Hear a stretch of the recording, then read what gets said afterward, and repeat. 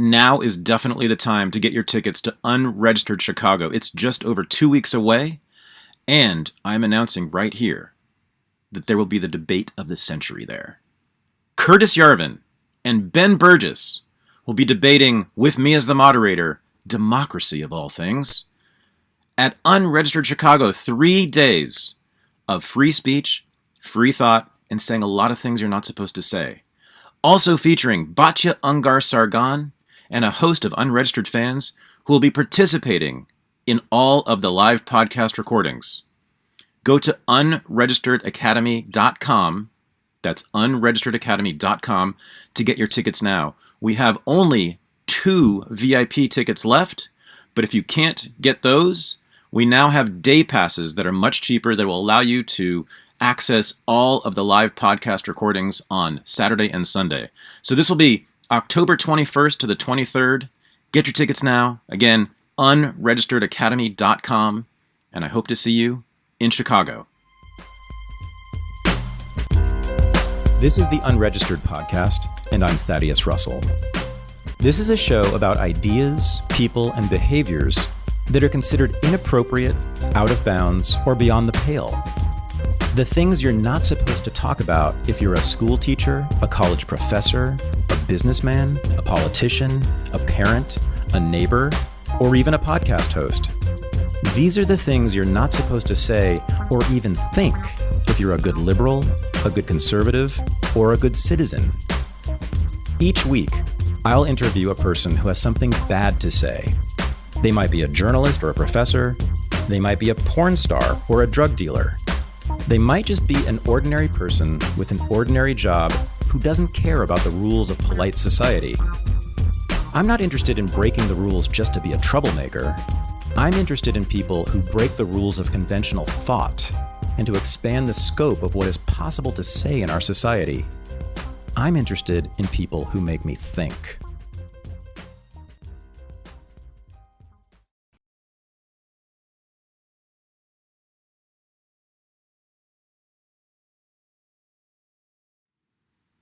My guest this week makes films that attempt to understand people who are considered the worst men on Earth. And now, she's made a movie about Alex Jones. This is my interview with Alex Lee Moyer. I am joined from Las Vegas, Nevada by Alex Lee Moyer, the maker of Alex's War, the documentary that no one wants to show. Let's talk. Oh no, Alex, you did something that you're not supposed to do. You made a movie about the worst man in the world, and you're giving him a platform, and this is going to cause, what is it going to cause? Have they explained to you what exactly will happen if people find out about Alex Jones? not with words, mostly with that would be too easy, right? Like, no, mostly with actions, and it's been interesting. It's all been sort of, passive aggressive, Yeah. on a macro and micro level, but not anything that has caused any. I don't regret anything about it. It wasn't enough to, let's just put it that way. It could have been much worse. You don't regret making the movie? No, but I don't feel punished either. I feel like what happened to me was 100% what I anticipated, and in some ways it was not as bad as I thought it was going to be. Let's talk about what it actually is. What's happened to you? What have they done to you? What have they done to the movie? Well, the movie is available. You can watch the movie on Amazon. You can watch it on YouTube. You can watch it on iTunes, which is exceeded my expectations. You can't advertise the movie. We can't take out advertising for the movie anywhere. No. We got banned.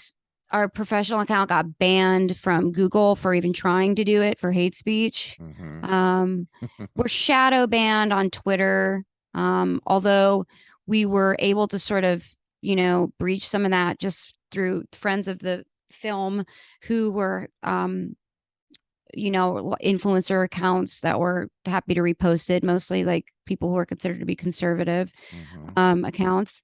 And then the rest of it has been, we were able to, it hasn't been like a blanket effect.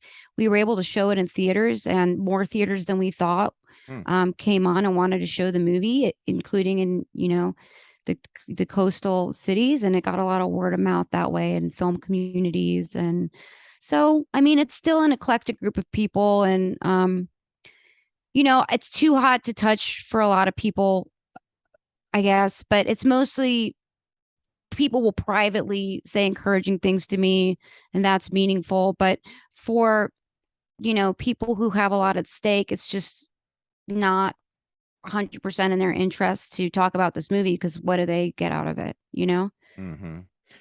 What about YouTube? Did they take you down? It's on there. Oh, it is? You can watch it. No, there's no, you can't, the trailer is kind of shadow banned on YouTube. That's what I meant. Yeah. But you can access it and you can embed it and everything, but we couldn't get it to play like as an ad or something. They wouldn't do that. It's absolutely absurd, because if you see the movie, I think you would agree with me, it's shot in the cinema verite style. Is that fair? Yeah. Yeah.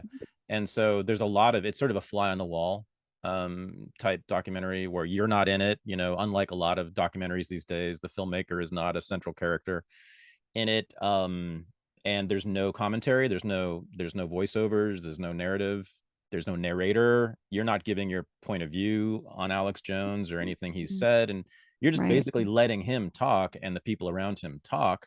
And I really think that's fair to say. And so this is utterly paranoid to disallow a movie that is simply putting a camera on someone. Yeah, I mean, you hit the nail on the head. I can't argue with that. Yeah, and the stuff he says in there, I suppose, is you can find out just by watching him at any time. Well, yeah, you can, and a lot of that stuff you can still watch online. Like, I mean, that's smart, Thaddeus, because that's one thing that when people say you're giving him a platform, I'm like, but he already has like this incredibly massive platform that he's on for over 4 hours a day. And the reason that platform doesn't matter is because the people watching that are irrelevant to the people who are doing the gatekeeping and the establishment narrative or whatever. So it's like those millions and millions of people might as well are just persona non grata. So it's kind of interesting. There is an attempt going on right now, as you well know, to make about a third of the country persona non grata, to make them invisible, which I think is an impossible task. But amazingly, the establishment is taking that task on. They really do want to make 100 million or so people just invisible. Well, I mean, it hasn't really worked out that great for them in the last 10 years, which is why they've become more authoritarian. That's right. And maybe they'll continue to become more authoritarian. I don't know. But it'll be interesting to watch that play out, especially with the midterms coming up. Yeah. Now, I think you're being banned because, for whatever reason, the establishment, I'm calling them the establishment, Silicon Valley social media companies, the people who run communications in this country. They, the people that Alex Jones rails about. I assume they must assume that you are sympathetic to Alex Jones, even though they haven't watched the movie. Is that right? And that must be why you're being banned. Because I mean, CNN has had documentaries about Alex Jones, and they don't get banned. Well, the first line of attack was for them to just say that it was a Alex Jones vanity project. So first they said this. So first they sent out like the Media Matters people to basically say, oh, it's just an Infowars movie. And then we put a thing in our profile that was like, not associated with it, not affiliated with Infowars at all. And then they were like, yeah, that's what they would say. Thou dost protest too much. And then it was like, okay. So, and then New York Times did their first article on the Sandy Hook trials. In the last paragraph, they say Jones has a book coming out this month and a pay-per-view movie. And I'm thinking every fucking movie is a pay-per-view movie now. Right. So what do you talking about? Like, what is this? Like 1994? It's a pay-per-view like movie that he put out, and they didn't cross-check with us or anyone. They just so that was the second line of attack, and then the third line of attack was just to drag down anybody that when that was debunked was to drag down anybody that was willing to come out and try and correct them, like Glenn Greenwald or Matt Taibbi or anybody that wanted to cover the movie. Like all the blue checks went after those guys. So, maybe you're next. I don't think people care anymore. I think the movie's been out long enough. You might be safe. So good. Well, I'm done anyway. It doesn't matter. Put but it it's forward to me. Totally independently funded production. Put together through, piece by piece. We raised money the entire time for this movie. And it was just a total, pushing a boulder up the hill the whole time. And we're really proud, and it's a miracle that the movie's out, and I'm really proud of it, and I'm not complaining. I don't feel like a victim at all. Good. No, you should be proud of it. I think that people will want to know who you are. At least I want to know who you are. I don't really. I knew you as a filmmaker. I knew your name as a filmmaker, but I didn't know anything about your biography. That's by design. Yeah, well, until now, Alex. Now the world will know everything about you. So you've been dating Alex Jones for how long? Yeah, exactly. And did you ask for a raise this year, or you're happy with your $500,000 salary from Infowars?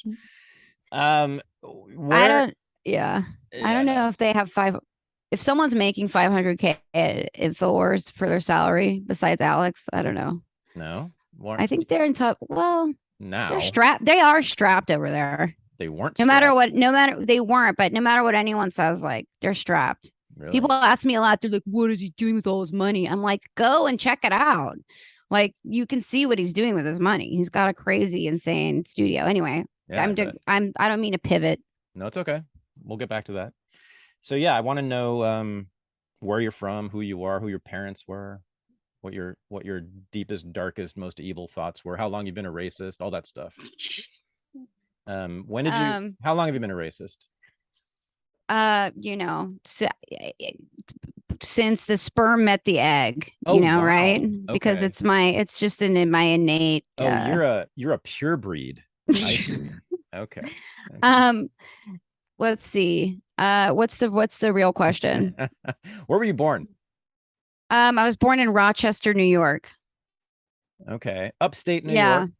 That's very the real upstate New York. I was just going to say the real New York. I was a stone's throw from the Erie Canal. So that's very much America, right? Well, it's almost Canada. So well, I know, but I mean culturally, right? As opposed to New York City. It's a very working class place. Yeah, exactly. Yeah. And I would bet Donald Trump has done pretty well there in that region. I have no idea. I haven't been there since the early 90s. I haven't even visited. Maybe not Rochester, the city, because I think Rochester, the city, is fairly liberal, isn't it? I don't know. I mean, I don't know. I'm honestly not sure. I know that they've probably had some economic problems because of the anchor businesses there were like Xerox and Kodak. And who knows what state Xerox and Kodak are in right now. So I can imagine they've had some pretty hard times economically. So in my experience, cities that have economic struggle or don't really remain liberal for that long, but I could be wrong. I'm pretty sure that area is Trump country. Yeah. Well, they got the East. Oh, it's Trump country. Yeah, I believe it. I especially believe Buffalo is, but yeah. So then but you've been around a few places. You're from a few places, right? Yep. I grew up kind of all over the country. My parents were journalists and I just regular sort of corporate news. They were newspaper people. They were newspaper journalists. Okay. In the height of the newspaper heyday, salad days. So I grew up between upstate New York and Florida and Arkansas and California. Where in And Florida? I went to college in Portland, and then I lived in New York City for a decade, and then I lived in LA for almost a decade. And I'm not that young, and I've been everywhere basically. Where in Florida? Uh, Fort Myers. Yeah, which is Yeah, underwater. It's underwater now. yeah, it's underwater right now. Yeah. Also, I bet that's Trump country. Well, the Florida's Florida. I'm developing a thesis here, Alex. You see where I'm going with That this? I grew up all over in Trump country. Well, I know, but I'm also the child of two, lifelong Democrats and Oh, liberal. And, I come from a liberal background. I don't come from a conservative background.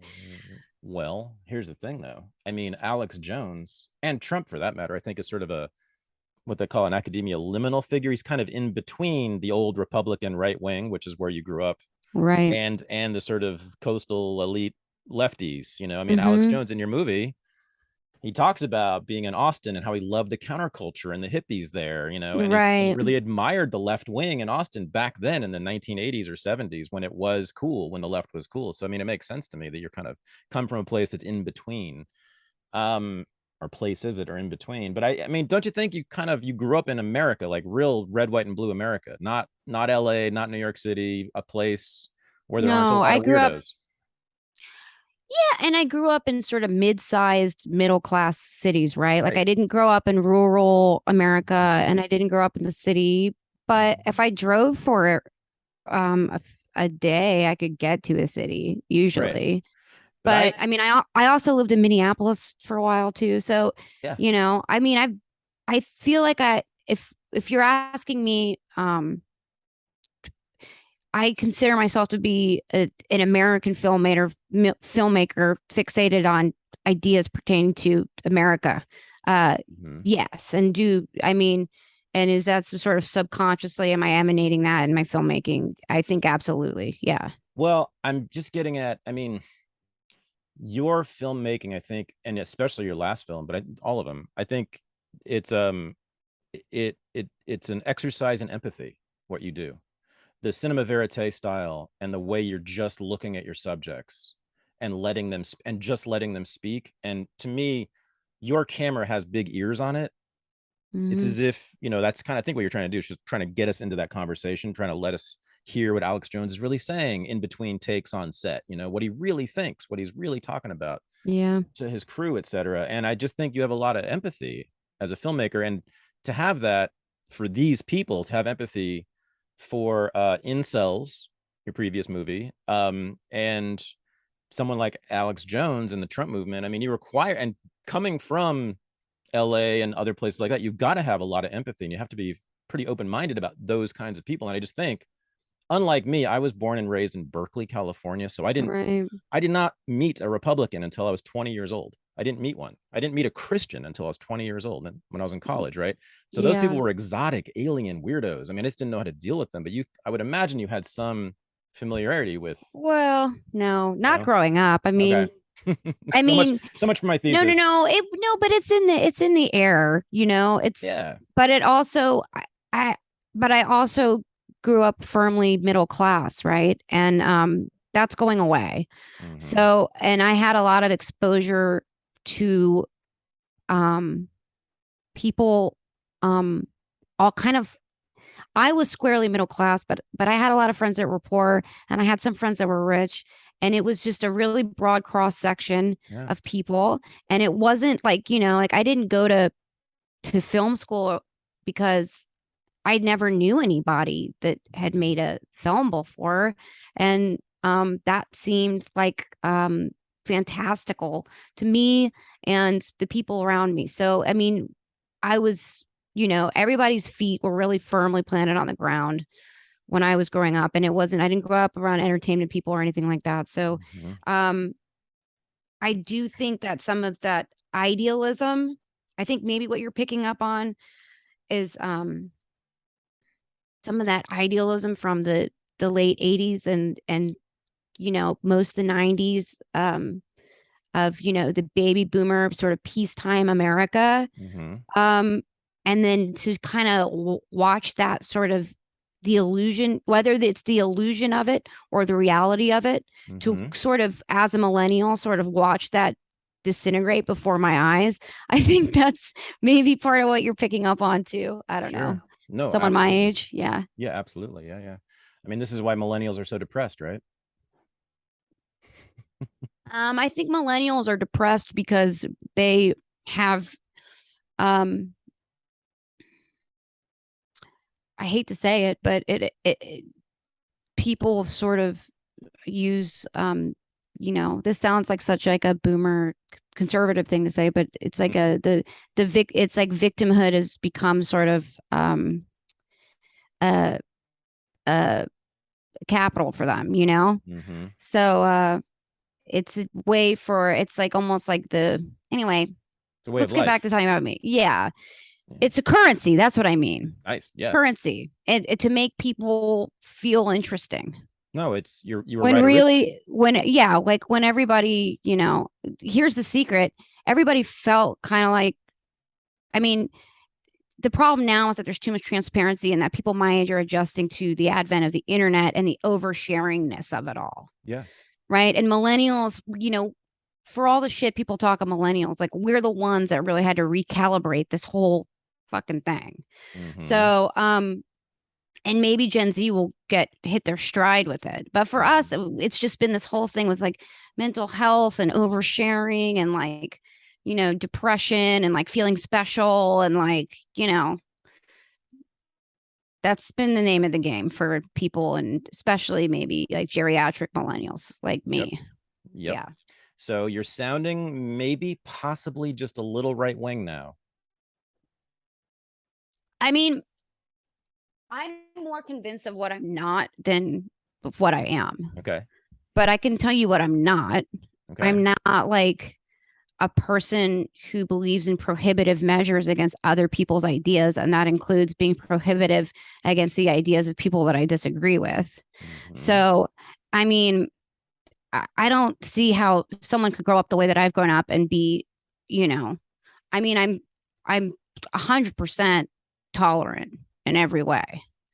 But that doesn't mean that I'm going to live my life some other way or change. I just don't believe in it's this, you're a free speech podcast, are you not?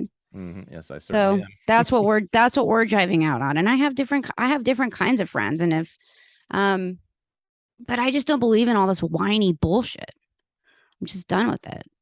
Yeah. So I want to get at that. I mean, and also the manipulating of people's good intentions, of liberal people's good intentions, and convincing people, playing on the compassion of low information people. I think that's predatory, and it's always for some, these days it's for a darker and darker cause.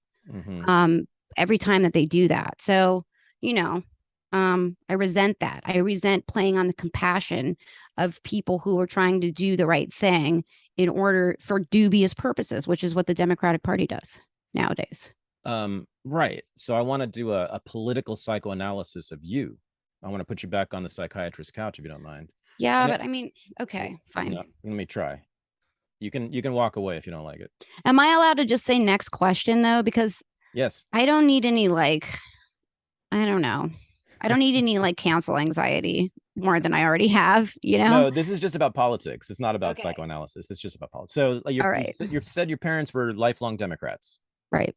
But I don't want to talk too much about my family. I don't want to get too in the weeds with that. Yeah. So, okay. And now you're talking about victimhood being capital. And I think you were dead right about using that word, by the way, capital, because people use it to invest, and they can actually, they can use their capital as victims to make careers, to make money, I think it's a very apt term, actually. So that's the language, though, of not Democrats these days, people who are antagonistic to the Democratic Party, right? This critique of victimhood. I mean, victimhood is capital in the Democratic Party, and it's capital for liberals who support the Democratic Party. So, so how did you get from a Democrat household to that, to being a critic of victimhood and liberalism? Well, wisdom is a big part of it. It's come on, help me out, Thaddeus. What's the quote about if you're not liberal when you're a young person, you don't have a heart. And then if you're not you don't have a conservative brain when you're older, you don't have a brain. But who said that? I don't know. That's all it is. But yeah. I mean, it's just like living in the world. Did I have like well, this is something I've talked about in a lot of interviews. So you're not getting a scoop here, but I think we have a mutual, maybe acquaintance slash friend in Cody Wilson. Sure. Okay. So I edited that film, The New Radical, which not many people saw, but it did go to Sundance. And it's about him, and it's about That's right. sort of the whistleblower, sort of, last gasp of the real internet in the Obama years. And I, through a twist of fate, ended up editing that movie. But before that, I was sort of blind to anything political or any of like the cultural like buildup under Obama. Like I was totally sheltered from that, and I was just a normal, like normie hipster, like party girl. Like, I wanted to make art and be an artist, and I've been doing that for a long time, and I've always, rode my own canoe. But until I really had to apply myself at understanding some of those concepts about how privacy is under attack, and what the real sociocultural implications are of some of these massive events that have happened in the last 20 years, but of course they've been going on forever. Like, to really think critically, I just sort of didn't have any. I was just sort of going along, and it was a much more relaxed and happy time. Oh yeah. Why on earth would you? Yeah, why would you choose to go from being a beautiful artist to being a political person? It's the worst existence possible. I hate it. Well, I mean, we all got political. We all got radicalized, though. That's what happened. I just got in just 2 years. That movie just nudged me in just a little bit sooner. And I do think that even people who I know, who I've known my whole life, are now even starting to go, that's kind of weird. That's kind of weird. I was just going, that's kind of weird, just just barely sooner than they were. And now it's like, now everyone's going, that's kind of weird. If they're not saying, oh my God, the world's ending, it's one or the other, but they just have different perspectives on why that is. Now it's not about, let's keep these people from noticing what's happening here. It's, let's confuse these people about why it's happening and who's doing it. And are you saying you're seeing that kind of attitude among like artist types who aren't political, who aren't generally political? Well, a little bit more. Yeah. Wow. Like, but the way that they're expressing it, I mean, not everybody has the same. I'm trying to think of a nice way to say this. Not everybody has the aptitude or to kind of, I'm just saying, even people that aren't even really that smart can tell that shit is kind of fucked up, is I guess what I'm trying to say. And before I do think also that part of what's blowing it wide open has been sort of these COVID was like a real accelerationist element, right?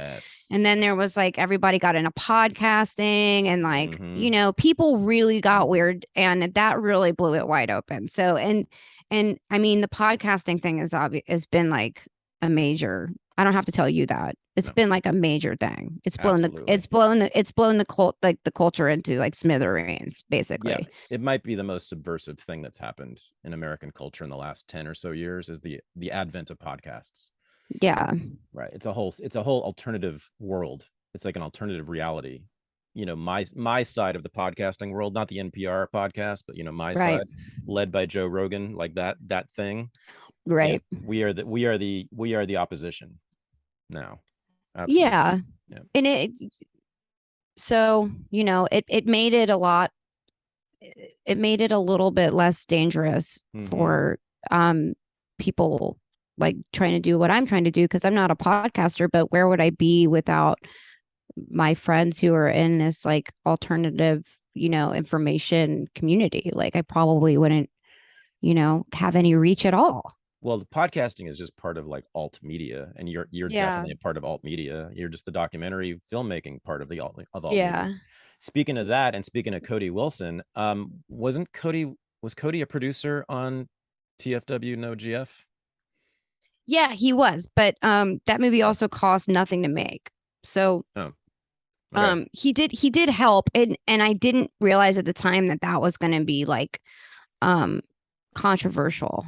Like I thought that people could just sort of cross-reference that I already had in a way sort of collaborated with him on a movie that had gotten sort of social acceptance, but then he got in a little bit of trouble, and I think that kind of made it all weird.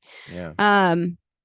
But yeah, he had, he helped out with that movie, and he continues to be a really good friend to me. So, yeah, I'm fascinated by your choice to do that movie. Can you talk about that? Talk about what the movie was or is, and then, why on earth did you choose to do a movie about those people? Well, I okay. I had after doing the New Radical, I was invited to be an editor on another film about, at the time, it was a film about like the alt-right, and it was sort of in from a real 2016 sort of really doom and gloom and kind of like the most negative aspects of like everything on the internet. And I had just been on the internet, and I was like, but why do we have to focus on like all this?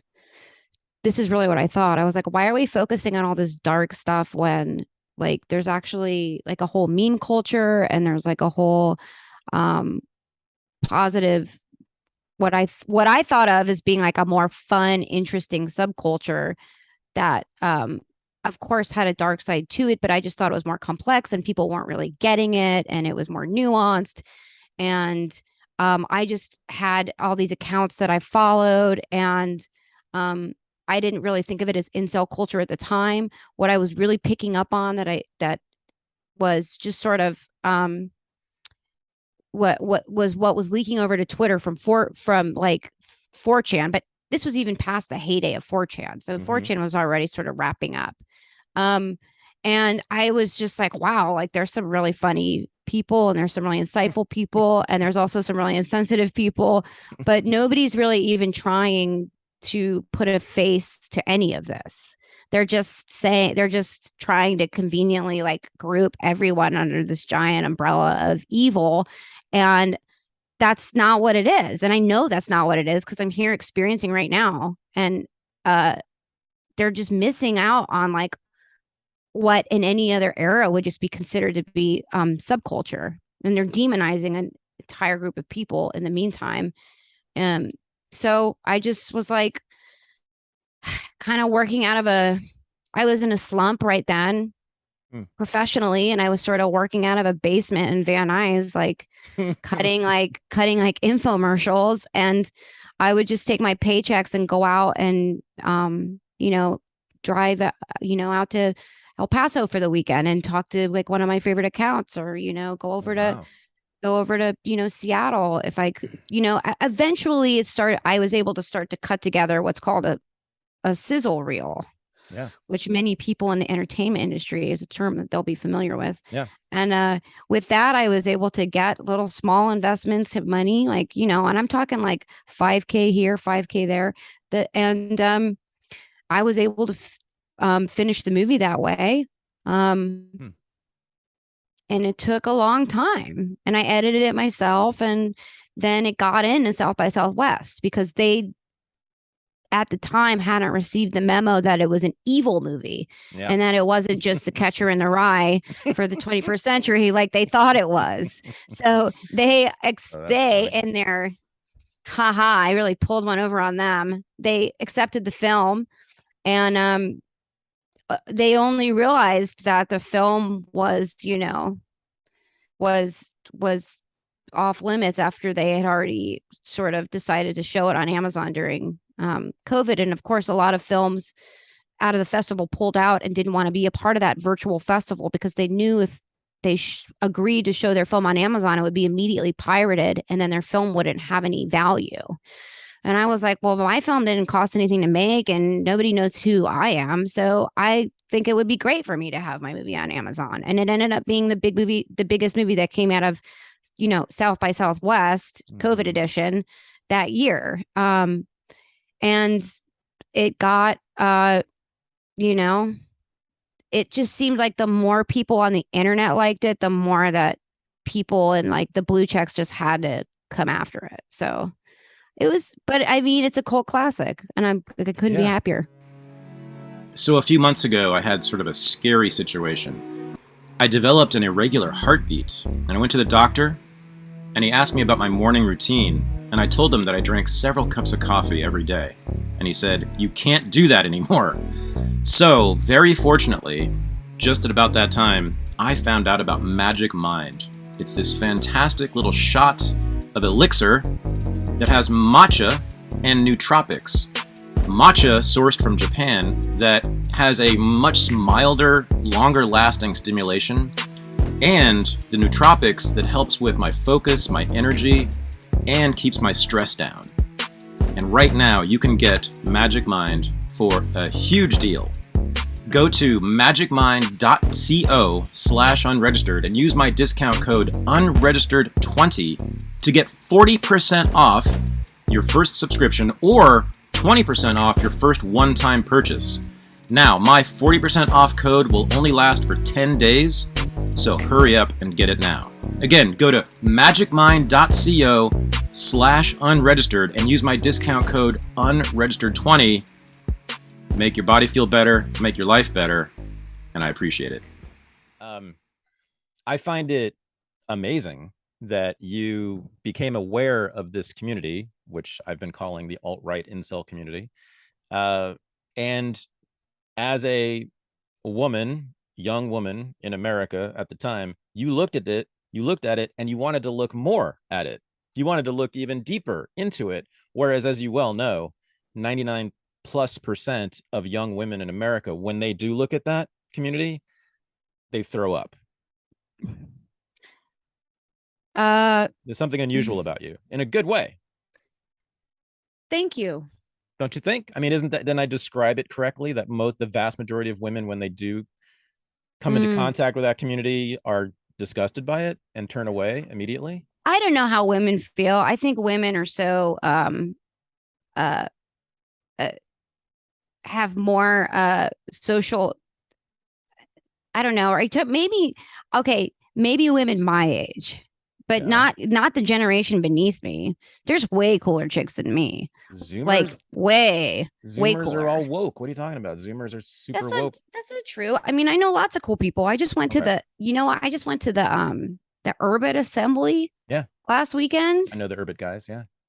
And like, I'm not like a big I'm not like heavy into tech, but obviously I have some sort of like adjacent interest with some of those communities. Mm-hmm. But there's all kinds of people out there. There really are. There's all kinds of women and people doing cool things. And I mean, the angle that I'm coming at it from, if this was like the 90s or the 80s, I would just be like a regular sort of, I mean, Barbara Walters was going and like hanging out with hanging out with Fidel Castro. Who knows what they were doing together down there? Sure. There was all kinds of weird liberal crossover. People were going and hanging out with Osama bin Laden. What I'm doing is people are feigning their outrage about what I'm doing. What I'm doing is journalism. For sure. And people can project whatever they want onto me, and they can project their outrage onto me all that they want. But I have a strong moral compass, and like I just know, like I said, what I'm not going to do. And what I'm not going to do is like fall in line for some, temporary, moralistic sort of bullshit version of like whatever is happening, wave of fear that's happening right now. That's where I'm at. I like that. I'm not going to fall in line. That's like a line from a movie. I love that. But again, let me finally ask my question. What you had when you looked at these guys, these involuntary celibates, guys who have no girlfriend, you had some feelings, I take it, that led you to make a movie about them. And I'm guessing that one of the feelings was not just empathy. Am I right? It was also some sympathy. No, I just thought that they were cool and interesting, and it reminded me of it wasn't coming from a place of me being up here looking down on them. No. It was never that way. I mean, it was way more peer to peer than that. And I just thought it was cool and interesting. I mean, it reminded me of when I was that age, and it reminded me of like goth kids. It reminded me of so many movies that I loved. It reminded me of like Decline of Western Civilization, and it reminded me of like what people should be making a documentary about. If they're going to make a documentary about subculture, well, what is punk rock now? And I was like, or what is, whatever is going on now with young people. I thought, this is what's going on with young people, and nobody's talking about it. And that's what I was trying to do. It wasn't like, I'm going to, it wasn't like I was doing it for clout or because I felt sorry for people or anything like that. I just thought I just thought that they were cool. And I thought that it was part of a phenomenon that was maybe people were throwing the baby out with the bathwater. Yeah. And it did happen to align with things that like were hot topics in the news and stuff like that. And so I knew that it had legs, but I wasn't like, oh wow, I'm such a good person right now, like, ooh, these guys could be like shooters or something. That was never part of it. Like, I honestly I only collaborated with people on the film that I thought were like talented and funny and interesting. And people can project what they want onto that, and they can glean what they want. But it was me trying to figure out like what was happening. And that's all that it was. And again, like, I didn't think that anybody was going to see it. Like, I thought it was going to be like a YouTube video. And I mean, I didn't think that it was going to get into a festival or that it would be on Amazon. I mean, it was like an art project with accounts on Twitter that I liked. That's all it was. So I love what you said about them, these incels, for lack of a better term, reminded you of the goth kids and the punk rockers from Decline of Western Civilization, right?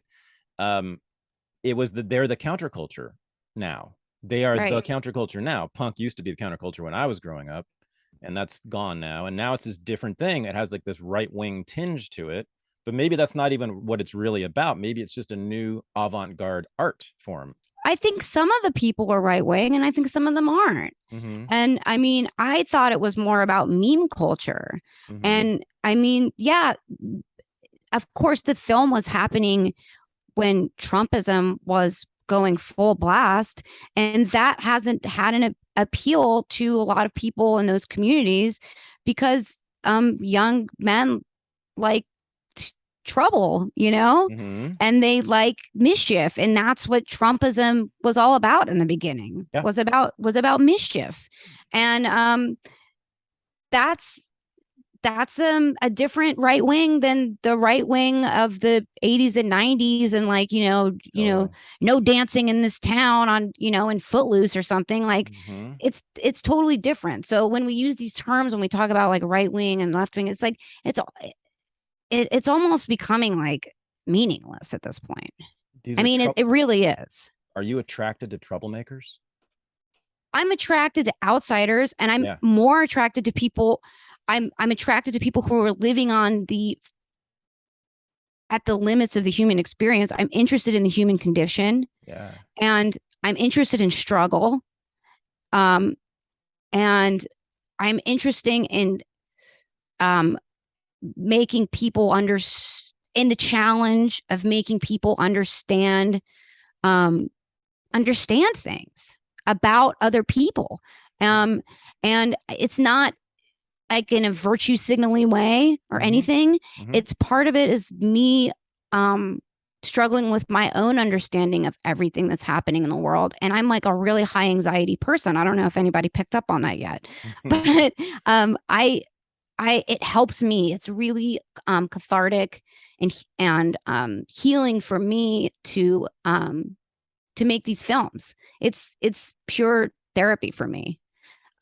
So that's the main reason I do it. The main reason I do it is really selfish because it makes me feel more at home in the world. Yeah. I love that. I'm trying to get at I do think you have some sympathy for them, because don't you see them as having... I have some sympathy for everybody. I have sympathy for you, and I have sympathy for me. I have sympathy for all of us and what we're going through. And I'm never going to make a film and ask somebody to get in front of my camera and let me come into their world and then disrespect them and make them look like an asshole. I'm just not going to do that. I don't, I just didn't grow up with that as part of I wasn't raised that way. But didn't you see these guys as being screwed over? By what? Society or something? Yeah. Well, yeah. Right. Of course. Okay. I mean, but I don't think that they're unique in their suffering. I mean, I do feel bad for them, but I wanted to convey how prevalent that suffering really is. That's the point of the movie. Okay. Is that it's not just these four dudes that are like freaks. They're not freaks. They're super normal. They're super duper normal. And it's not just people, it's not just like young, like white men under 25 that feel that way, although they have their own unique version of that struggle. But anybody should be able to watch that movie and understand the feeling of not really feeling in control or being able to like break through to what's happening in this country right now. Yeah. So I'm thinking about goth, punk rock, the meme culture that we're talking about now, this, I guess, alt-right meme culture. And I'm thinking about Alex Jones, and I'm thinking maybe one thing that links all four of them, goth girls and Alex Jones, what could that be? They're all artists. Right? I mean, goth is about art. It's about making your body, making your face look this particular way. It's very artistic, I think. And Alex, do you think that Alex Jones is a performance artist at all? I think that anybody who uses their personality as their vehicle to create change and, I mean, by its nature, what he's doing is performative. But that's not the only reason that he does it. No. And he doesn't only do it for money either, because as I've said, he could have done whatever he wanted to do. And this is what he chose to do. Right. And it hasn't been an easy path. It's been a really hard path. And to trivialize that and to say that he's just doing it for money or he's just doing it for influence is just, it's just so, there's just so many easier ways to do that. No, I was calling him an artist. He isn't. Yes, I think, yeah. Him. Well, okay, but I think he's an artist, but I also think that like Anderson Cooper is an artist in a way, yeah, okay, sure. Yeah, so right. It's like, I'm an artist, you're an artist, we're all artists. Alex is an artist. People think that people who are in these sort of, we're people who grew up in a liberal background, and so we're being like sort of adventurous and sexy when we approach Alex Jones. So when we say something like he's an artist, it's almost like we're trying to justify our interest in him or something by saying that he's an artist. Good point.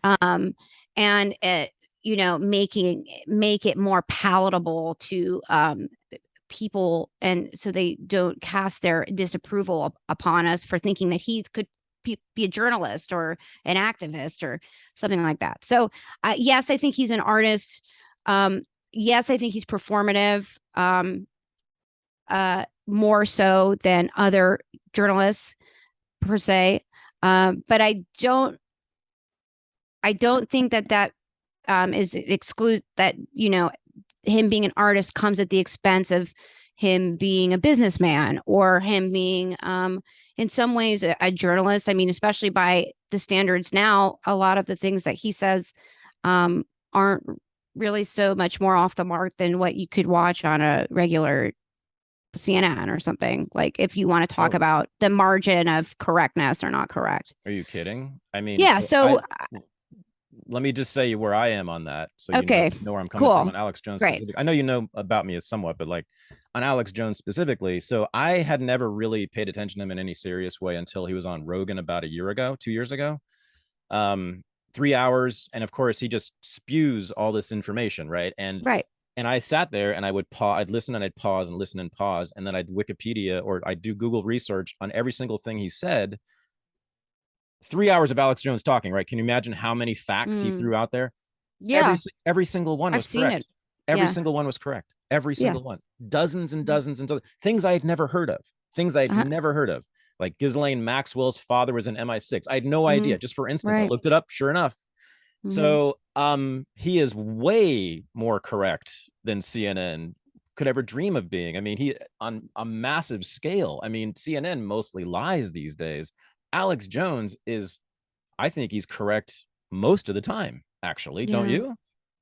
Yeah, I do. But I've also consumed such sheer quantities of Alex Jones. I bet.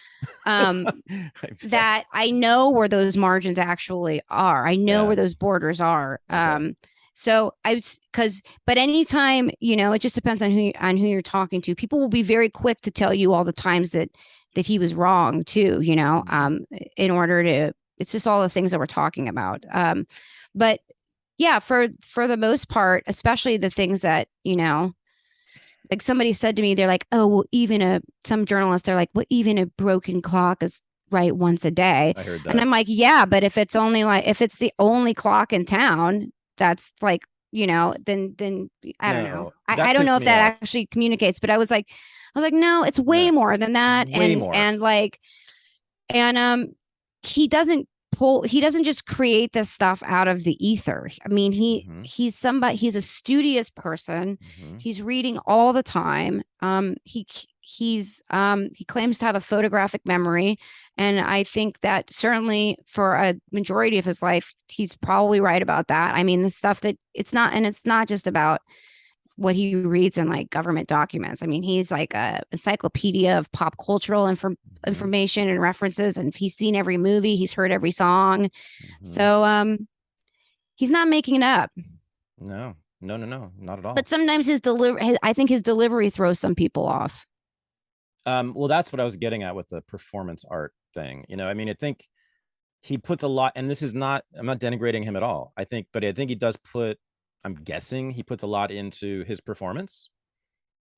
That's important to him. Well, he learned early on that the more fired up that he gets, the more people like it. Yeah. I mean, that's what people really tune in for.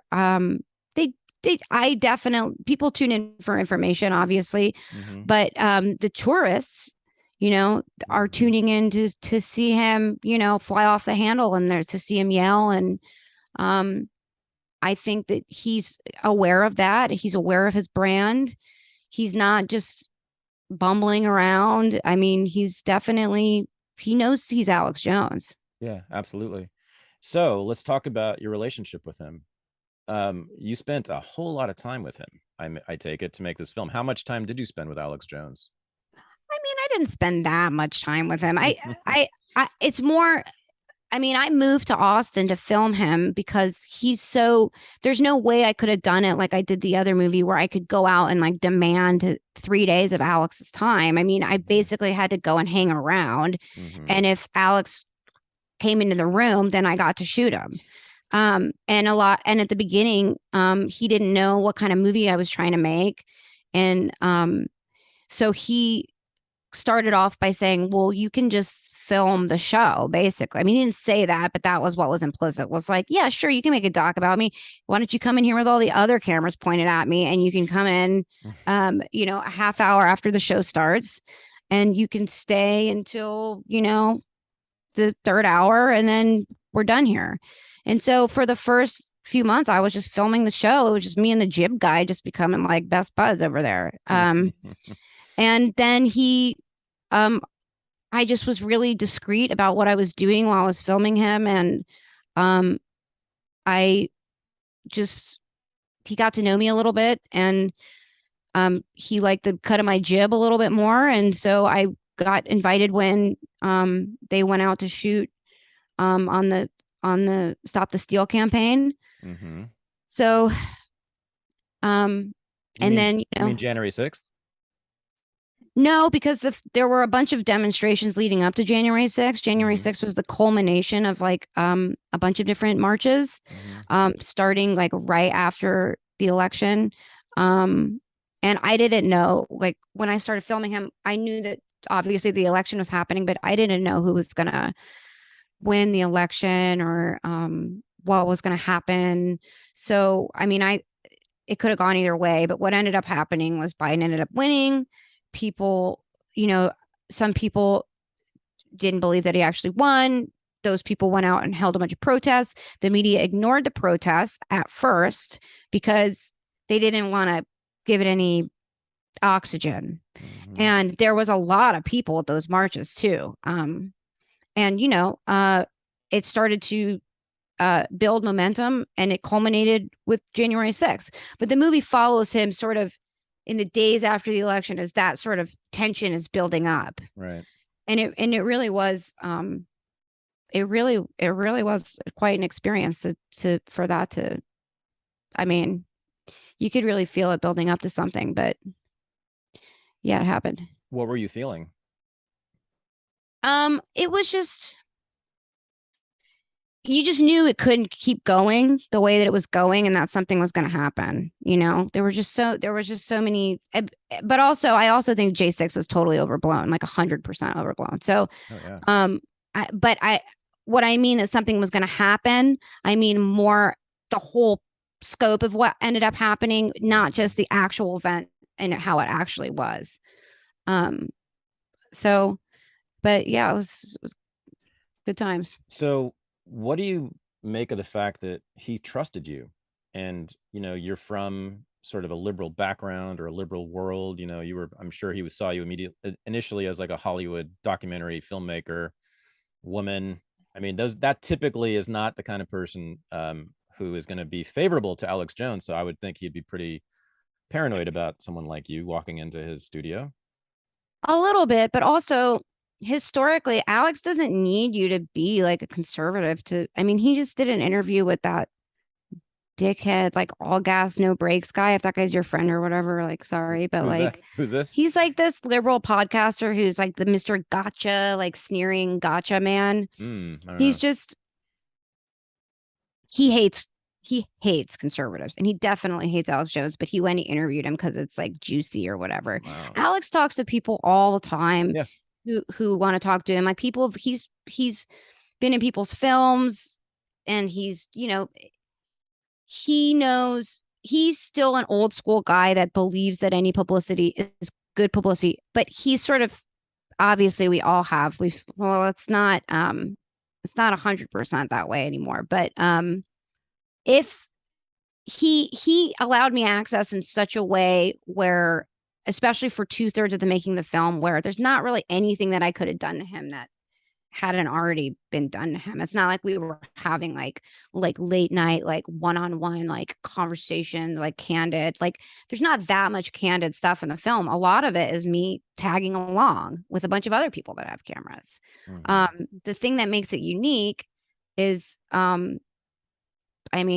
is the perspective. It's a different perspective. I don't work for Infowars. So it's just a different, and my camera guys don't work for Infowars, and I edit my own films. So it's a unique perspective, and that's the thing that makes it different. Not that I had so much unfettered access to him. And now that the film's done, we're better friends than we ever were before. It's taken a lot of pressure off of everything. And if I wanted to go make a sequel, there'd be a lot more like wild, like behind the scenes kind of stuff. But this movie is like, it's just focuses on his career, and it's pretty much out in the, most of that stuff's already out in the open. It's just the way that I curated it. Well, you also have quite a bit on people around Alex Jones, like is it Owen Schroyer, I think his name is, who's Yeah. one of the main producers for the show, right? He's a host. He's the Oh, guy who, if you're ever excuse watching me. Yeah. Infowars and Yeah, it's right. not AJ, it's usually Owen. Oh, I And then see. the producer, and then his producer Rob Dew, who fills in sometimes, but he's mainly he's the main camera guy. He's the main editor. He's kind of runs the behind the scenes crew. Right. So what did you think of the culture of the Infowars crowd, the crew? I mean, the people who work on this. What's the Nice, culture like? friendly, Mm-hmm. down home, Texas, friendly people. That's it. Obviously they work at Infowars. Mm-hmm. So they're cut from a different cloth, but Politically, you would, yeah, I guess politically. I mean, yeah, clearly, but it ranges from people that are super conspiracy minded to people who just want to work in production in Austin, and have been working there for a while, and that was the production job they could get. What they all share in common is that they're not easily triggered. They're very welcoming. They're very friendly. Oh. I just don't have a bad thing to say about any of those people. Not They're easily wonderful. triggered, huh? No, they're cool. They're just cool. Mm-hmm. They're fun. And I mean, when you're hanging out at a barbecue with somebody, like you're hanging out in Austin, going to barbecue, somebody's house, works at Infowars, you wouldn't know that you're just at a barbecue, someone's house, and your kids are playing together and stuff like that. It's totally normal. Mm-hmm. Yeah. You have some great stuff in there about which sort of suggests the size of his audience, but I didn't see hard numbers. Do you have a sense of exactly how many people listen to Alex Jones and watch him? No. What are we talking about? I never really got well, first of all, you're talking to me, and like my grasp of like data and like communicating data. I mean, I can't even tell you the square footage of my own home. So, I mean that. So, when it comes to like independent IP addresses, like tuned in it. Yeah, right. I have no idea. And I did ask for those metrics, but they don't get to be a part of I don't even think that they get to be a part of the services that like measured those against. I'm Right. saying it used to be that they used to chart alongside those other things, Yeah. so you could directly compare them. And in the film, at one point, you do see a chart back from before Alex was deplatformed, what his metrics were, and his YouTube channel was charting above CNN and NBC. It was like right up there. It was like number 2 or something after Fox or something. So one can imagine that that's had a bite taken out of it, but what he's managed to do with building out Infowars, and he always had a contingency plan, and he's been building that out since the earth cooled. He's been aware and thinking that he was going to eventually have to go it alone. And so he kind of mastered that. And it's amazing that it's a very unique platform. And it's amazing that there aren't more independent networks like that on that level. We're talking about, I think the number he threw out was something like 80 million unique IP addresses. That was for the day of the election. Yeah. I mean, that was before he got deplatformed, but you can understand why it was so valuable to deplatform him. But like 80 million people? That's what he says. I'm sure it's true. I mean, that's a major portion. Super Bowl numbers. Bowl numbers. Exactly. Yeah. But that's a major portion of the American population. It's so many people. It's so many people watch him, and there's so many people that watch him, and like that you don't even know. Your neighbor's probably watching Infowars right now. They're just not talking to you about it. Yeah, it's a little bit that way. Yeah. What the hell does that tell us about our country? That there's that many people who listen to him, who watch him, and they're secretive about it. And and what's happening is what's happening to him. I mean, that they're trying to destroy him. Well, no, that's just a coincidence. Thaddeus. It's just a coincidence that they're trying to destroy him because he's the most evil man in the country. I don't know. It shows you that we're living in a increasingly prohibitive culture that's driven by shame and fear. I don't know. That's been, my takeaway.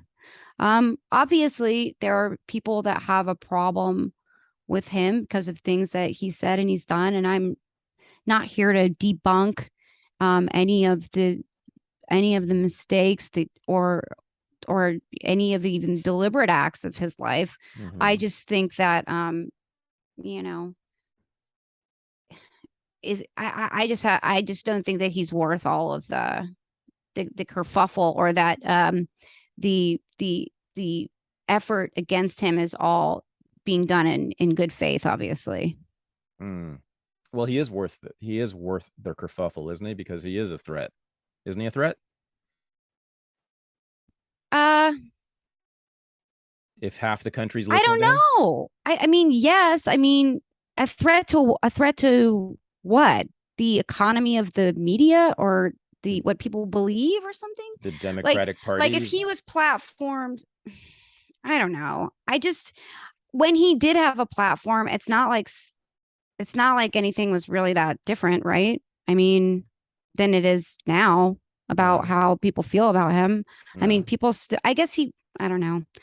I don't know. Everything's totally different now than it was a few years ago. So I can't really say how it would be different if he was replatformed. Okay.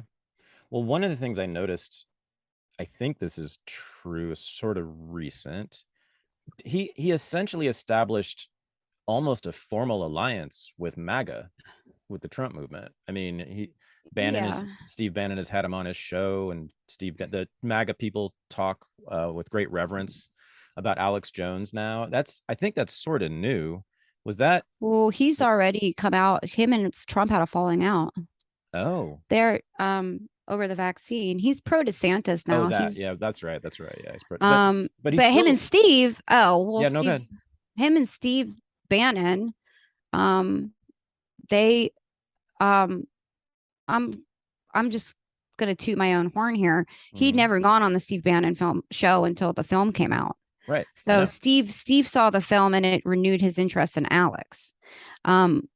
Steve definitely rose his own canoe as well. And as far as okay, as long as we're saying MAGA, it depends on if we're saying that MAGA and Trump are the same thing. No. We're not. Okay. I'm talking about Steve Bannon's movement. I'm talking about MAGA, not Trump. Different things. I think that I don't know how much of it. I think that there is a little bit of maybe a media alliance that's happened, which is cool. I mean, it makes sense for those kinds of people to concentrate their efforts towards their shared values and shared goals. I don't know. Okay. But Alex is he doesn't want to be with regards to Trump, though. I think that it's broadening. I also, it's like you said, I think the MAGA movement is taking on a life of its own, even outside of Trump. And people in the movie, in your film, say, I forget who it was, I guess maybe it was Owen Schroyer, said that there's no way Trump would have won without Alex Jones promoting him in 2016. Well, Rob says that. Okay. And that's Rob's opinion. Maybe that's true. I don't know. That's just what he said. So, that's the fun thing about the kind of documentary making that I make, is I put in the movie what I think is cool in the movie and works well in the movie. Yeah. And that's what worked for me in that moment. I tell you? I don't know if Alex believes that or not. He doesn't like to toot his own horn that way. Not publicly anyway. So I know. Who knows? Can I tell you a few things that? Oh, go ahead. I will say, I don't think that Trump could have won without his audience. I won't say that it's right. I think it's more without those people, it would have been really hard. I don't think it was because of those people, but I also think that's at that time, that was just a massive chunk of people who he needed to cultivate the support of those people, for sure. So I have a list of some of the things that I found most notable and surprising or striking in your film. So I didn't know that his father was a member of the John Birch Society. Yep, reportedly so. Yeah. So he comes by his conspiracy theorizing honestly. Yeah, and it's a really interesting mix because, on one hand, he says his father was in the John Birch Society, and on the other hand, he says that his mother and his family have ties to the CIA. Oh, right. So that's sort of like a Easter egg, just sort of hidden in plain sight for people in the movie. And everyone's like, yeah, but why? How'd he get like that? I'm like, did you watch the movie? Did you listen to the things that he says? Because I mean, yeah, I mean, it's all sort of out in the open. Yeah. And Yeah. as I mentioned earlier, I mean, I love this section where he moves to Austin, and he's moving Hmm. from Dallas to Austin, very, very different places. He's moving from a home with a John Bircher in it to Austin in the 70s or 80s, which is, as he said, was full of hippies and punk rockers and the Hmm. counterculture and libertarians also. But he loved it. He comes from this very right-wing home and culture, and all of a sudden he sees Austin and all its freaky glory. This is before Austin became San Yeah. Francisco, and he loves it. And that's one of the things I really like about him, because just like me, Hmm. I'm between all those worlds. I Yeah. find things of value in all of them. And he's very eclectic in that way. I think you used that word earlier. Well, yeah, I mean, he's he's definitely somebody who has a really keen interest, like I said, in pop culture and music, and he's not dumb. Like he's cool. He's got um anti-authoritarianism. Yeah. That's Yeah. that's the consistent message. It's not Hmm. People put way too much emphasis on the Hmm. conservative Republican thing. It's about anti-authoritarianism, and that was really, really broadly accepted in the 90s. And some people forget, like, that was what was cool. Like, that's like what the X-Files was, and that's like what Oliver Stone was doing. I mean, Hmm. it it was only once we entered this deep period of like neoliberalism, neoconservatism, you know the military industrial complex, that all that stuff started to sort of get sort of the programming got sort of flipped on its head. And I'm not saying that Alex isn't a real conservative, because I think that he is a real conservative, and I think he identifies as conservative. But that doesn't mean that, like, um people just stay the same way like throughout their whole lives or something. But um Well, he's a little bit of a renaissance man, more than people know, oh, I for think sure. so too. Yeah. It's funny to say that, but it's totally true. Yeah. Uh, just like Leonardo da Vinci, Alex Jones. Um, well, I mean, his first enemy was the Bush family. I mean, H.W. Bush was I think, his first target. And that's why I think when he Mhm. changed his politics or began to develop his own politics was when he saw that the Well, Republicans under the Bushes were all about not freedom, but all about the CIA and about wars and about, the Patriot Act, and very right. authoritarian. And that's Well, really great. he hated Clinton. He Sure. hated Oh, Clinton big that was the time, next enemy. majorly. Yeah. But then once Bush happened, it brought it into his backyard. Bush too. And But Bush yeah. won, but he was after Bush won too, before Oh Clinton. yeah. Oh yeah, Yeah. you're right. Okay. Yeah. Yeah. Duh. Yeah, no, he didn't like any of that stuff. And Hmm. um it was actually I think a lot of the what happened to him was birthed out of that the patriot movement of the early 90s. I Right. mean, and obviously the scene that existed in Texas during that time, that probably got a superpower boost from Waco. Hmm. Um, so yeah, I mean, I think it was definitely part of that whole ephemera of what was happening around the patriot movement then. Absolutely. Yeah. I mean, the Clintons, of course, were the big accelerant for him. And, Waco in 93 and Oklahoma City in 95. And of course, So Bill and Hillary doing their thing around the world. But so Alex Jones confounds a lot of people's political expectations about him for many reasons. One is that he went after the Bushes. He's been after the Republicans for a long time, being a fierce opponent of the Republicans, is what I'm saying. But one of the most amazing moments in the film, Alex, Mm-hmm. was, and I had no idea about this until I saw it in your film, was that in Waco, the Ku Klux Klan uh basically oh, I guess he took on the Ku Klux Klan in the streets of Waco, right? Waco, Yeah, the local Klan was protesting, I guess, what absolutely. he was doing, trying to Mm-hmm. commemorate Waco. And there's a standoff in the street between them. I'm sure that would shock a lot of people because, of course, the typical low information liberal would assume that Alex Jones is a member of the Ku Klux Klan. Of course. Well, another thing that people, card carrying like liberals don't understand is that a lot of the people who died at Waco were black. That's right. So, Right. That's right.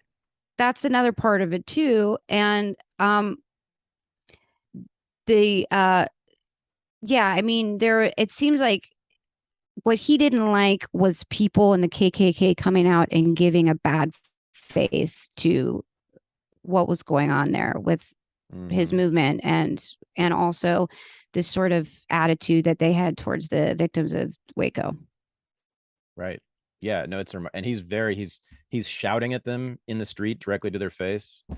And then it's a great scene. Very surprising. Not that I thought he Well, was a member of the Klan, but it's a great scene. well, as they also follow up, they'll be quick to let you know that many of those people, according to them, were not actual legitimate KKK members, but that they were Oh, FBI. right. That's right. Which is, And that they were organized by the FBI.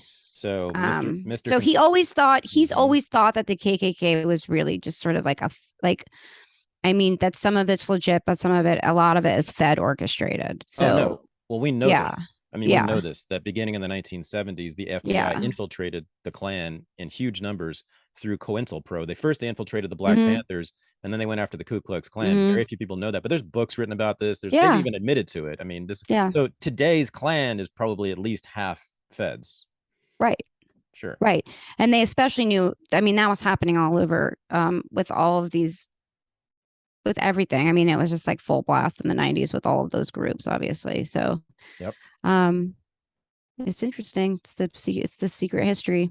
Yeah. One other thing I noted that, again, I hadn't seen before I saw your film in him was he talks a lot about being a Christian. Is that recent or relatively recent? Because I think in his earlier career, he didn't talk so much about religion or being Christian. No. I think it ebbs, and I think it sort of ebbs and recedes.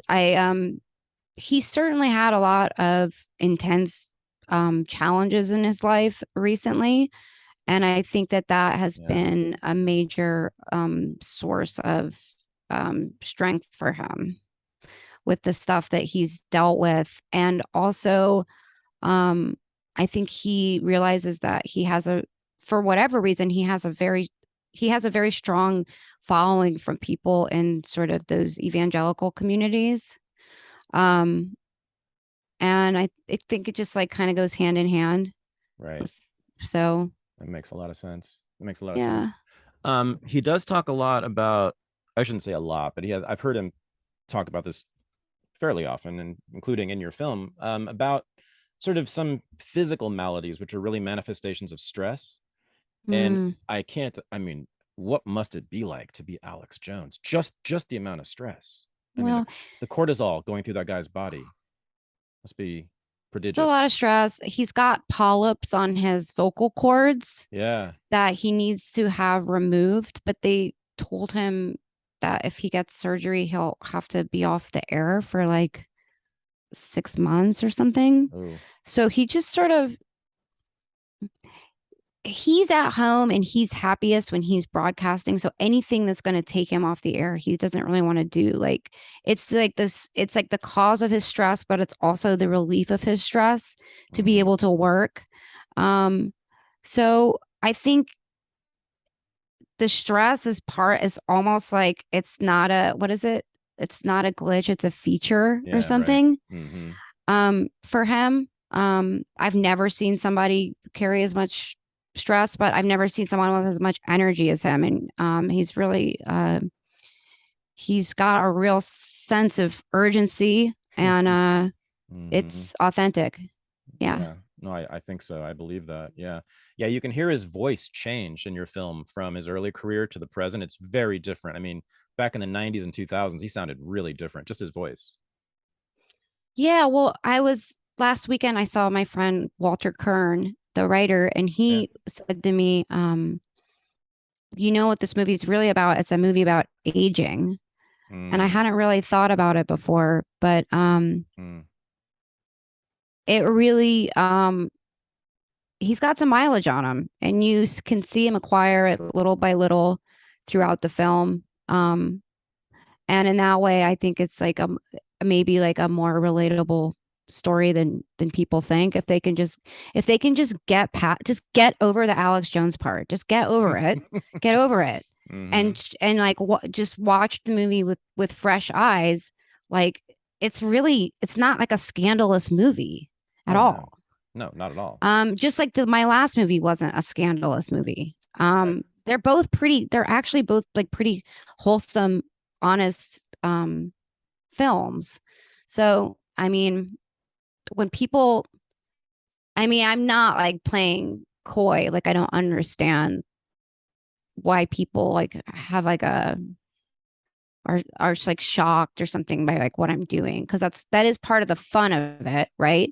But the films themselves, like in a vacuum, like I've said, like I'm not making the films for the people right now that are offended that I made them. I'm making them for people in the future so that they understand what's happening right now. I will say this. I mean, I watched the film. It's 2 hours and 10 minutes or so, and I watched the whole thing. And if I didn't know anything about you, I would have no clue what you thought about Alex Jones. Not a clue. I don't know. I have no idea. Perfect. No idea what your point of view is. You could be a libtard. You could be a MAGA chud. You could I don't know. You could be anything. It's great. It's cinema verite. It's just the feeling is not that you did this literally, but the feeling is that you just left the camera on the table and let him talk. That's the feeling. Yeah, and that's great. And that's especially flattering to me as an editor, because that's where my real talent is. But it's almost like counterintuitive for me to even do interviews like this one or like go on podcasts. And it's the part of the reason why I'm kind of scarce on social media, and like I don't do like a Twitter or anything like that, is because I don't want to be a distraction to my work. Like I want to be able to continue making films that don't distract from what they're about, and without people thinking about me or what I'm thinking or like what my politics are or something like that. And like I can't, the more that I talk about my work, the harder and harder it's going to get for me to be able to make those kind of movies, you know? Yeah. So I have to be a little bit, but I also don't want to I don't want to seem like I'm not ready to like talk about what I've done or like the bold choices that I've made. Like I want to show up. I'm not like a coward or something. It's not about me, you know? Yeah, it's art. It's not about me. You made art. Yeah. I mean, the art should absolutely, go encounter the art, and then you can talk to the artist.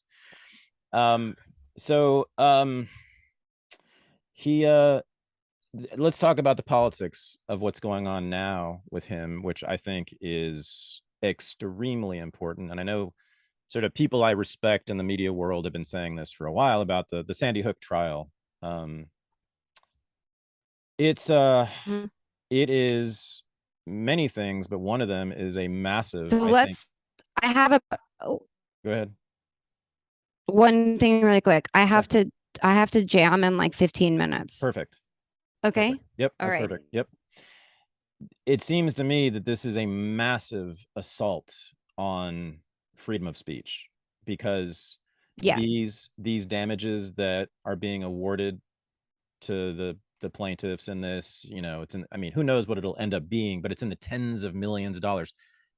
And they have said, I think the prosecution has said, that we want to make sure that no one can ever do anything like this again, what Alex Jones has done. And so yes. And they said there should never be yeah. Go ahead. Yeah, no. So the message to me, a little podcaster, is really clear. If you want to try to do anything like Alex Jones did, which is just doing journalism, even if it's terrible journalism, it doesn't matter. Doing journalism, this is what will await you. If you ever become successful, very successful at doing that kind of journalism, we will destroy you. It's a very has a very chilling effect, I would think, on independent media, like what you and I do, what our friends do. This is maybe the most important news story of our time right now, because that's what it is. It will put very much a limit on what we can say without getting sued out of existence. Well, yeah. And who do you think, who do you think organized and is funding the lawsuit? I don't know. Do we know? Was it organized? Do we know that? I mean, I'm sure it was. Yeah, I mean, I don't know what the story is. Well, reportedly, I mean, Yeah. I don't want to go. You can do your own research on that. Right. I just think, yeah, there's a big pie about all that there represents all of the reasons for what's happening to Alex right now to be happening. And there's a piece of that pie that is about restoring justice to the victims of Sandy Hook and the parents, but that's not the majority of the pie. That's not what this is an exercise about. Can you give us a hint? What's the rest of the pie? Well, you already just said it. No, I didn't. I mean, he's being made an example of. Okay. And they've even said in the open that they want to squash Infowars. They want it to not exist. Yep. So they're trying to put him out of business. It's not really, I mean, some of it, it's not that he shouldn't be, held account. I hate that term, held accountable, but I think that he's already been held accountable. Of course.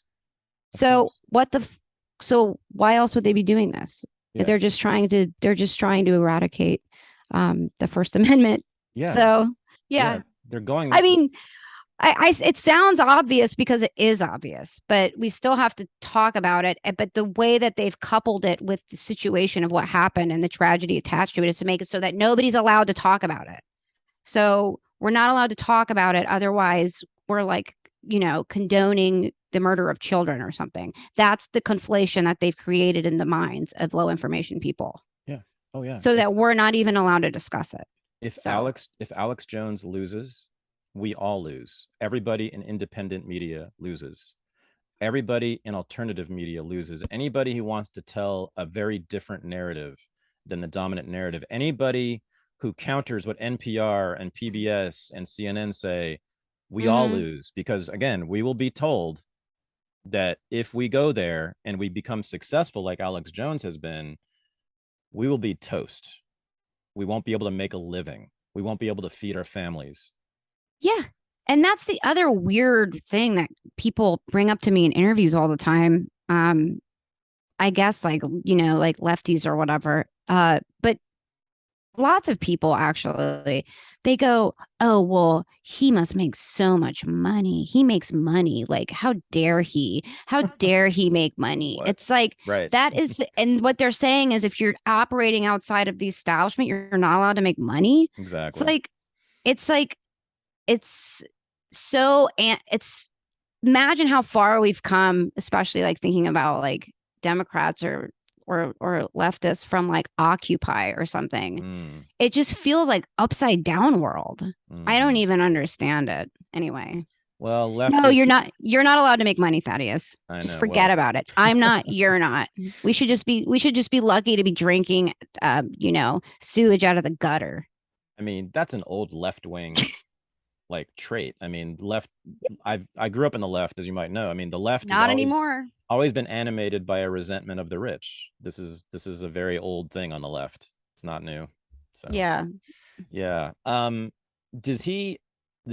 think this is the first time I'm going to ask you to speak for him, but I think you won't mind this. Is he afraid? Is he afraid of losing it all? Is he afraid of really losing? I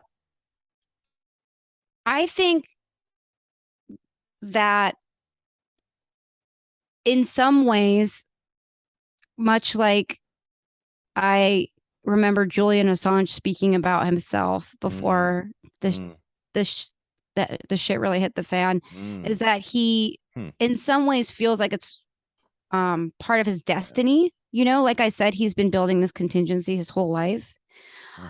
That being said, I think he's gotten used to thinking about it in this sort of like sort of abstract way where it's just part of the scenery of his life.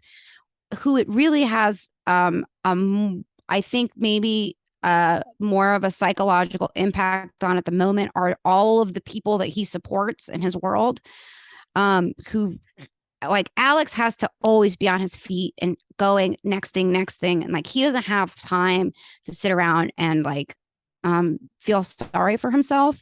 And one of the main reasons for that is that he's got like all these employees and he's got like his family and he's got, it's not just him. Like people think about Alex Jones and they just think it's like just this one guy and he's like burying his like, you know, he's burying his money in his backyard or something. It's not that. There's like a lot of people who work at Infowars, employees. There's people who work in the warehouses that you know, process his supplements. I mean, there's his, I mean, those people are concerned too. And I have never seen them concerned until now. But I also think that I don't know. I always feel like he's just going to be okay and like somehow it's going to work out. I feel that way. I mean, I've always kind of felt, I guess maybe that's just me compartmentalizing it too, because I care about what happens to him and I care about what happens to those people. So, but for him, I think he is an old school guy and he compartmentalizes his fear and his stress and he just keeps on marching forward. And you can kind of see that when you look at the trial footage. I mean, he's got a stiff upper lip. I'll give him that. Oh yeah. And even if they shut down Infowars, he's gonna be in some condo somewhere with the camera. He's never gonna stop broadcasting until he's dead. Yeah. So they're not gonna be able to do anything about that. But they can do. That's what I really mean. Is he's gonna survive. He's gonna be broadcasting no matter what. I'm more worried about what happens to everybody else around him. Okay. Yeah. If you have an audience that big, you're not going away. No. And I mean, they want to wipe out Infowars. That's what they really want to wipe out. But they're not going to be able to get rid of him. He eats, sleeps, and breathes talking to the public. Like that's all that's it. That's his life. And until he drops dead, that's what he's going to be doing. Yep. Yeah. All right. Last question. What's next for you, Alex Lee Moyer? I am starting a company called Onset Creative, and I'm trying to maybe get like a expand to help out other filmmakers and maybe get some productions going. I myself can only really focus on directing like one movie at a time. And I do have a big thing I'm working on, but I can't talk about it because I'm under contract. But I want to get as many irons and as many fires as I can to sort of encourage people that are doing the kind of work, free speech oriented work. That's what I'm interested in using my platform for. So that's pretty much it. But I'm going to be doing more docs. I'm working towards, doing dramatics. I'd like to do, scripted films eventually. So, I know that's all very vague, but, I want to keep doing more of the same, but I don't know if it all has to be like so dire, I don't know if all the work I do is going to be like so dire, but, maybe it will be. I don't know. Well, how about this? Do you want to continue doing political stuff? I don't think of my work as being political. I think of my work as being reflective of the time that we're living in that happens to be very political. Okay. Yeah. So I don't think you can make anything real about what's happening without it seeming like it's political, because for everybody, they have like strong feelings about, everything has been politicized, everything. Yes. So you know, politics and everyone being politicized is what's happening right now. So I'm drawn to what's happening right now. And that's why I chose to make a movie about Alex. And that's why I chose to make a movie about, you know, internet subculture, is because those are the things that I think are, you know, that's where our attention is being directed as a culture. And so I'm just trying to make documents that reflect the time that we're living in a non-judgmental way. Oh, well, you Yeah. are a master at that. Let me tell you that. I mean, non-judgmental cinema verite filmmaking. You are as good as anyone has ever been at that. Thank you, Thaddeus. You're welcome. And I appreciate you doing your podcast and being a warrior for free speech. Oh, well, thank you. Thank you. Yeah. Maybe one day, maybe we'll collaborate on something. I hope so. I would Yeah, love and that. I'm sad to miss your event with Curtis in Chicago. That's right. It's gonna be fun. Speaking of the alt-right, yeah, we have Curtis and we have a socialist and we have a liberal all fighting it out in Chicago. It's going to be quite something. Well, thank you so much for coming on the show, and thank you for making this movie, and thank you for making your last movie, and thank you for caring about free speech and not letting assholes get you down and not letting Google stop you. And it's pretty impressive what you've done. Oh, thank you so much. All right. I'll talk to you. Okay. Bye. Bye-bye. This is the Unregistered Podcast, and I'm Thaddeus Russell. To become a patron of the show and have access to bonus episodes, AMAs, and the Unreported News Analysis Show, go to patreon.com/unregistered. Thanks for listening.